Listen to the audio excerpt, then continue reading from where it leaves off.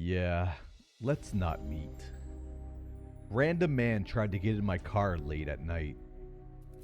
This happened about 10 years ago. I was in graduate school at the time, working on my master's degree for clinical social work. My practicum was at a confidential shelter, which housed women and children seeking shelter from domestic violence. Since I was an intern, I worked a lot of late night shifts. After closing up the shelter, I headed home. It was after midnight and the roads were fairly empty. I lived in a smaller town at the time, so this was not unusual. As I approached the stoplight, I noticed a man a few yards away, walking toward the crosswalk. I suddenly felt very anxious and had an unsettling feeling, so I immediately locked my car doors.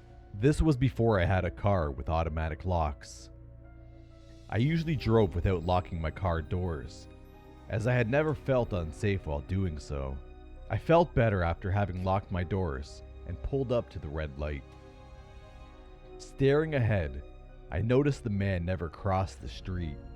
I glanced to my right, where I had seen him earlier, and came face to face with his face pressed against my passenger window. I screamed, honked my horn, and told him to go away. But he continued standing there, staring right at me. Then he tried the handle of the door without success. I continued screaming at him, honking my horn, and waiting for the red light to change.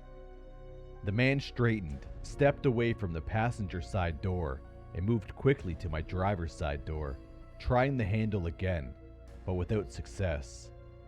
He stood with a wide stance next to my car, as though he was lunging. At the moment, I thought to myself, screw it, and slammed the gas to run the red light. The man kind of stumbled when I did this, and I think I ran over his foot in my escape. When I arrived home, I woke up my husband to tell him and called the police. The police never found the man, as by the time they sent someone out, he was gone. The police officer did commend me for running the red light, as well as for potentially running over the man's foot. So to the creepy man who tried to get into my car in the middle of the night, yeah, let's not meet.